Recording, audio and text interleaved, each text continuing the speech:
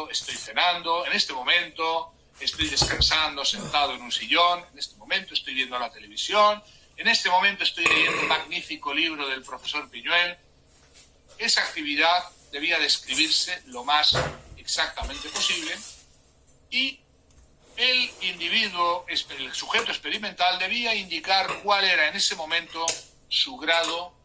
de felicidad, anotándolo en una escala y estableciendo de tal manera una correlación a través de los miles y miles de sujetos y miles de registros planteados a lo largo de días, semanas, meses, intentar descifrar cuáles son las actividades que de manera universal despliegan en nosotros ese estado de felicidad o de alguna manera qué es lo que haciéndolo nos hace felices. ¿Qué actividades son las que conducen a experimentar felicidad? ¿Qué cosas de manera universal, si las hacemos, nos van a llevar a estar estupendamente bien, encantados, felices, plenos, gozosos? Malas noticias. Los resultados de ese experimento, y esto desconcertó mucho a los investigadores, no arrojaban ninguna actividad que de forma universal pudiera hacer que los seres humanos tuvieran de un modo común una actividad o unas actividades a las que de manera objetiva les pudieran atribuir eso, el hecho de suscitar la felicidad, suscitar la experiencia óptima. De tal manera que la primera conclusión, que no es baladí ni es poca cosa, es que, queridas y queridos, no hay ninguna actividad, no hay nada que podáis hacer para ser felices. Lo cual técnicamente es cierto, pero no es exactamente así, porque sí se observó que había una relación importante, directa, entre ciertas variables intermedias, que sí podemos decir son interesantes, es interesante conocer para ver de qué manera podemos alcanzar ese estado. Primero, el hecho de que no hay actividad que universalmente nos lleve o nos conduzca a todos los seres humanos a experimentar felicidad, quiere decir que el modo, la manera, las actividades que nos pueden conducir a una experiencia óptima son variadas, factores que no son universales y que cada ser humano debe investigar en particular. Pero sin seguir se descubrió algo más importante. Es la relación que hay entre la tarea que estamos haciendo en este momento, el grado de estrés o ansiedad o preocupación que nos puede estar planteando el tener esa tarea y el grado de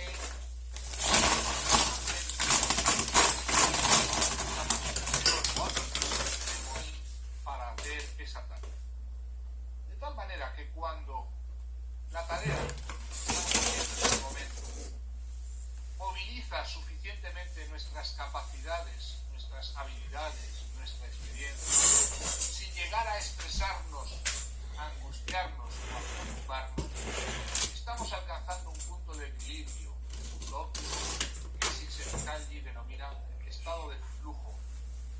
o experiencia óptima. Sería lo más aproximado que hay a lo que llamamos felicidad. De tal manera que para experimentar ese estado óptimo de felicidad, no importa qué actividad estemos realizando, esa actividad debe llevarnos a una movilización bastante importante y completa de nuestros sentidos, nuestras destrezas o habilidades, pero sin llegar a superar a un nivel de estrés que podría pasar por el otro lado, ponernos en una tarea. Cuando la tarea que estamos haciendo es suficientemente importante, reto para nosotros, y moviliza adecuadamente nuestras habilidades, estamos alcanzando ese punto óptimo de experiencia que nos va a llevar a experimentar algo, el flujo o experiencia óptima, que se caracteriza por una sensación de que no pasa el tiempo, una experiencia subjetiva de plenitud, una sensación como de que lo que estamos haciendo en ese momento merece de verdad la pena, y si falleciéramos en ese momento tendría sentido nuestra existencia por lo que estamos haciendo. Una desaparición del horizonte humano, de todos los problemas y preocupaciones, y una sensación interna de alta productividad o competición con uno mismo. Lo que estoy contando esta noche es el resultado del experimento de Csikszentmihalyi, de tal manera que él dice, y parece una broma, pero es literalmente así, que la felicidad es un estado alternativo más allá del estrés y del aburrimiento. ¿Cuáles son los estados incompatibles con la felicidad? No son ciertamente una especie de estado de infelicidad, que podríamos categorizar así, sino una serie de estados por los cuales o bien podemos encontrarnos superados, abrumados y desconcertados y estresados por la magnitud de una tarea que tenemos que realizar, pero para la que no tenemos suficiente destreza o habilidad. En ese caso vivimos abrumados por el estrés, abrumados por el tamaño del reto, por la misión que se convierte en muy angustiosa y estresante. Pero también hay un estado alternativo a la felicidad, que es el contrario, aquel por el cual nuestras capacidades o aptitudes para ese reto o esa tarea son tan superiores a lo que significa, digamos, supone realizarla, que estamos en un estado de lo que sería prácticamente el aburrimiento, o un estado en el cual en ese balance vamos sobrados, y por tanto la experiencia displacentera alternativa al flujo, o a la experiencia óptima o a la felicidad, es precisamente ese estado de aburrimiento. El arte de conseguir ese estado, esa experiencia óptima, sería el buscar el punto de equilibrio en el cual pongamos nuestra vida y nuestra dedicación de nuestro tiempo y llenemos ese tiempo de actividades que estén movilizando nuestras destrezas al punto de que nos tengamos que ir superando, sí, progresivamente, pero con cuidado de no pasarnos, de no entrar en la zona de estrés,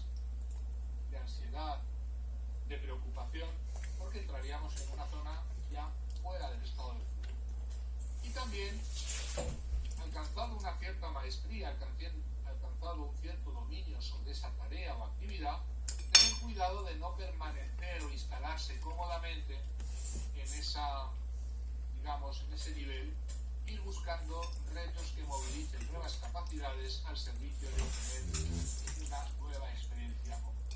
Según Mihaly Csikszentmihalyi, vamos creciendo y el estado de flujo va alcanzando niveles superiores sucesivamente de mayor reto, que necesita movilizar mayor habilidad, que desarrolla mayor estado de flujo o experiencia óptima, y de ese modo se puede conseguir una vida que, entrando en este círculo virtuoso de creciente experiencia óptima, permita experimentar ese estado de plenitud intemporal que muchos casi confunden o, digamos, categorizan también como una experiencia de lo eterno, de lo que no, digamos, termina y de lo que trasciende. Esta sería una parte de lo que os tendría que contar esta noche acerca de la felicidad. La otra parte, que es no menor, no menos importante, tiene que ver con el deseo humano. En este canal hemos dedicado mucho tiempo a hablar del deseo y del máximo, digamos, representante todavía hoy de quien haya investigado en este mundo las dinámicas del deseo y sus leyes inexorables. En este caso, el antropólogo René Girard, al que yo considero mi maestro en muchas de las formulaciones que están en mis libros, y al que yo recomiendo leer a todos mis alumnos y, por supuesto, a los miembros y suscriptores de este canal. Leer a Girard te puede cambiar la vida de un momento al siguiente, sobre todo si entiendes las dinámicas de cómo el deseo humano es el responsable de tantos fenómenos aparentemente misteriosos y que, sin embargo, tienen una facilidad de comprensión e interpretación si tienes las claves adecuadas. René Girard habla del deseo como un elemento mimético,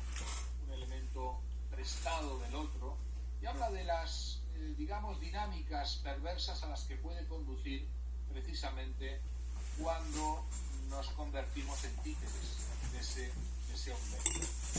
Mucho más adelante del trabajo de Girard aparecerían en 2006 en adelante las formulaciones de los psicólogos que investigaron desde la Universidad de Parma y descubrieron las neuronas espejo,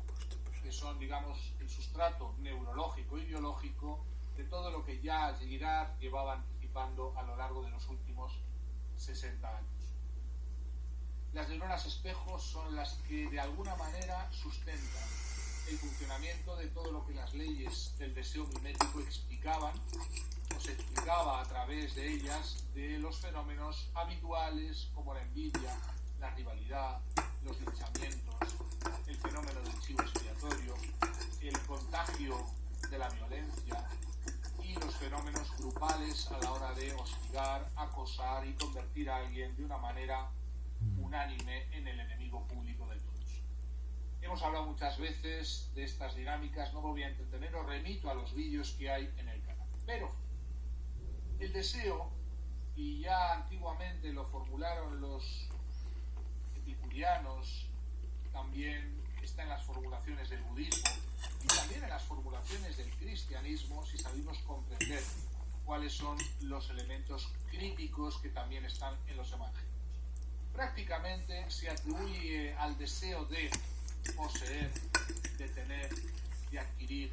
y de mantener aquello que tenemos, poseemos o hemos adquirido como la fuente primordial de angustia, de ansiedad, de estrés y por tanto el consejo más inmediato para alcanzar esa felicidad o bienaventuranza consiste en soltar, en dejar de aferrarse, en dejar de agarrarse. No hay nada malo en poseer cosas, bienes o incluso riquezas, por supuesto, siempre y cuando estas hayan sido ganadas justamente y no mediante el engaño, el fraude, el abuso, la mentira, el disimulo, todo aquello que ya sabéis es propio de la matrix psicopática y que hace que no pocos de los que presumen de sus riquezas deberían más bien ocultarlas debido a los modos ilícitos o inmorales que han utilizado para adquirirlas. No voy a entrar a juzgar nada de eso porque no es el objetivo de este video. Pero el agarrarse, el aferrarse, el utilizar, digamos, esos elementos como el núcleo esencial para mantener una hiperactividad, una hiperalerta, una angustia y una ansiedad centrales en tu vida, es la causa más importante de esa salida del estado de experiencia óptima y la entrada en una especie de paranoia, de ansiedad permanente, de desconfianza y de una conflictividad natural con todos los seres humanos, porque obviamente son los primeros candidatos que podrían arrebatar aquello que tanto deseamos tener o seguir teniendo o mantener como. El ansia de poseer y el temor a perder lo poseído se convierte en algo que literalmente enloquece a los seres humanos, muy especialmente cuanto más poseen, porque a mayores posesiones mayor es el apego que puede terminar teniendo el ser humano. A tal extremo que la frase evangélica emblemática en esta materia es que es más difícil que un camello pase, es más fácil que un camello pase por el ojo de una aguja que un rico entre la experiencia denominada reino de los cielos o en el reino de los cielos, como lo queráis. ¿Cómo hay que entender estas frases o recomendaciones que digo las grandes tradiciones religiosas? Sí, no hay que tener miedo a utilizar este término y por supuesto espirituales utilizan para, digamos, para expresar y de manera metafórica intentar advertir contra el peligro del apego a las cosas, muy especialmente a las cosas materiales, por las cuales los seres humanos no las poseen, sino más bien son poseídos por ellas, ¿Cuál es el núcleo de esa advertencia y también de ese reto? Precisamente es el intentar usar o utilizar esas cosas sin aferrarse a ellas, sin convertirlas en ídolos a los que adorar, a los que rendir culto y a los que darle absoluta prioridad sobre la misma vida de los seres humanos y el mismo dinamismo existencial. Utilizando la vieja máxima de que era tan pobre